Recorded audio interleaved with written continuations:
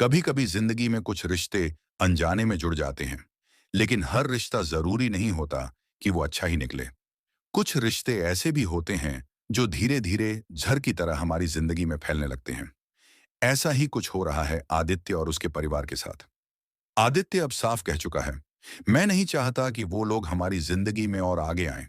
जितना आना था आ गए, अब और नहीं। और इसी फैसले के साथ शुरू होती है परिणीति की एक नई कहानी, जिसमें ट्विस्ट और टर्न्स की भरमार है। सीरियल में एक और जहां आदित्य की दादी सुषमा प्यार और ममता की मिसाल है, वहीं नीति अब उनकी सबसे बड़ी दुश्मन बन चुकी है। उसने तय कर लिया है कि वो सुषमा की जान ले लेगी।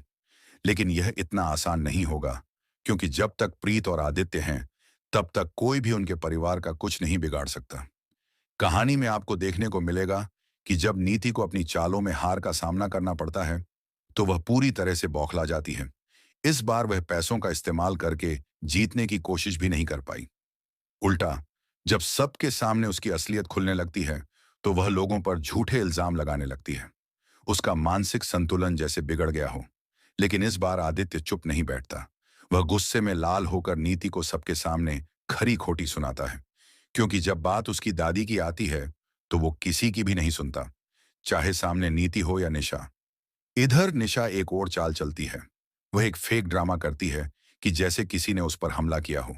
वो अपनी इज्जत पर हमला बताकर सबका ध्यान खींचती है। लेकिन उसकी चालाकी प्रीत से छुप नहीं पाती। प्रीत को शक होता है और वह अपनी बहन से कहती है, मुझे नहीं लगता कि यह हमला असली था। निशा सब कुछ ड्रामा कर रही थी। जिस तरह से वह आदमी आया और गया, ऐसा लग रहा था जैसे वो निशा का जान पहचान का हो। असल में निशा हर कीमत पर आदित्य को पाना चाहती है। वो किसी भी हद तक जा सकती है, चाहे खुद को पीड़ित दिखाना हो या दूसरों को नीचा दिखाना। लेकिन प्रीत अब उसके इस घटिया खेल को समझ चुकी है, और वो चुप बैठने वालों में से नहीं है। इस सब के बीच एक सीन में निशा आदित्य से कहती है, हर लड़की चाहती है कि उसकी जिंदगी में कोई ऐसा हीरो हो जो उसे बचा सके। मगर आदित्य उस पर कोई खास ध्यान नहीं देता। उसके जहन में बस एक ही नाम गूंजता है, प्रीत। जब भी प्रीत उसकी नजरों के सामने आती है, आदित्य खो सा जाता है। लगता है जैसे ऊपर वाले ने उन दोनों को एक साथ जोड़ने की कहानी पहले ही लिख दी हो। लेकिन नीति अब भी बाज नहीं आ रही। वह जिस आदमी से अपने गंदे काम करवाती है, उसी को फोन करके कहती है, अब किसी की जान लेनी है।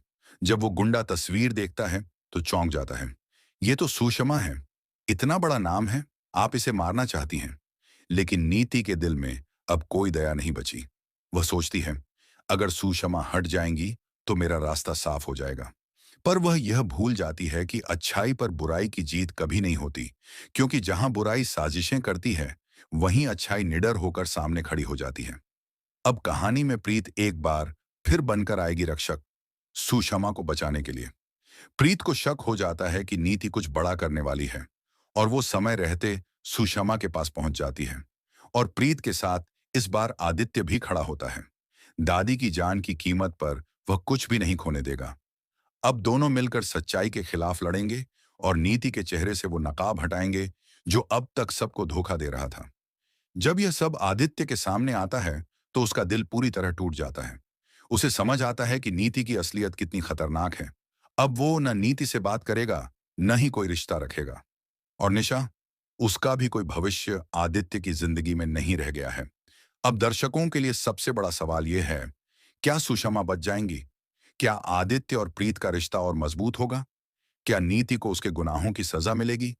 और क्या निशा का झूठ सबके सामने उजागर होगा?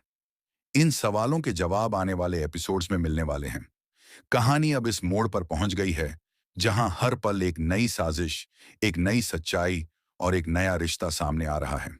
अब देखना होगा कि कितनी जल्दी सुषमा समझती हैं कि आदित्य और प्रीत की जोड़ी ही सही है। क्या वो खुद इन दोनों को एक करने का फैसला लेंगी? फिलहाल तो सिर्फ एक बात तय है, प्रीत और आदित्य का रिश्ता अब टूटने वाला नहीं है, क्योंकि यह रिश्ता ऊपर वाले की मर्जी से जुड़ा है।